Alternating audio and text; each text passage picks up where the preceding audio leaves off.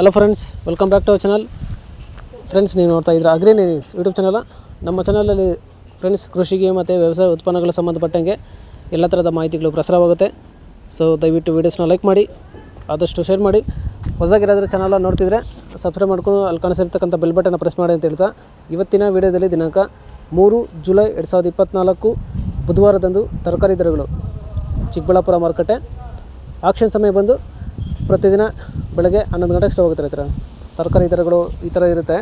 So friends, ಇವು ತರಕಾರಿ ದರಗಳು ಬಂದು SVT ಮಂಡಿ ಚಿಕ್ಕಬಳ್ಳಾಪುರ. ಸೊ ತರಕಾರಿ ದರಗಳು ಈ ಥರ ಇರುತ್ತೆ.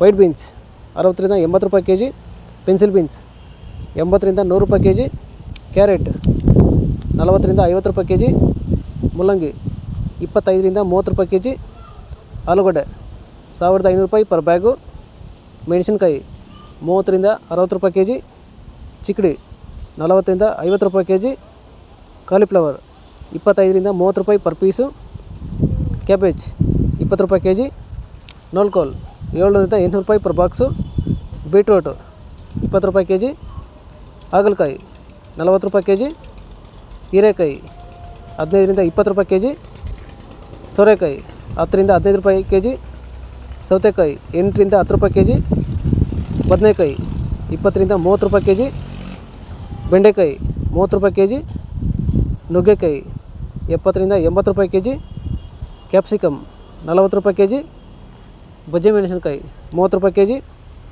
ಅಲಸಂದೆ 40ರಿಂದ 50 ರೂಪಾಯಿ ಕೆ ಜಿ, ಅವರೆಕಾಯಿ 50ರಿಂದ 60 ರೂಪಾಯಿ ಕೆ ಜಿ, ತೊಂಡೆಕಾಯಿ 20ರಿಂದ 30 ರೂಪಾಯಿ ಕೆ ಜಿ, ಪಡವಲಕಾಯಿ 200ರಿಂದ 250 ರೂಪಾಯಿ ಪರ್ ಪ್ಯಾಕೆಟು, ಟೊಮೊಟೊ 500ರಿಂದ 600 ರೂಪಾಯಿ per box. So friends, sweet corn 10ರಿಂದ 15 ರೂಪಾಯಿ ಕೆ ಜಿ ಇರುತ್ತೆ.